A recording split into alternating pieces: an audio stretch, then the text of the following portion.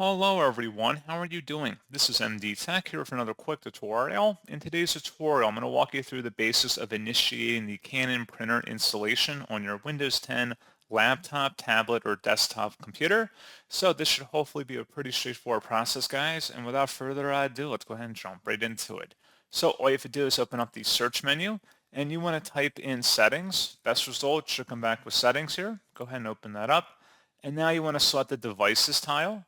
On the left side underneath devices, select printers and scanners. And then on the right side, select the add a printer or scanner button near the top. And then go ahead and make sure your Canon printer is turned on. And if applicable for your device, either have it plugged into your system or computer or have the wireless configurations already configured directly on the printer itself. If you're still having an issue, you can manually look for this list here. So if the printer wasn't listed, you can select that and then manually add the local or network printer with manual settings, or you can go on the Canon support page and download the drivers available specifically for your printer make and model. So pretty straightforward process on that, guys. And as always, thank you for watching. I do hope that I was able to help you out, and I do look forward to catching you all in the next tutorial. Goodbye.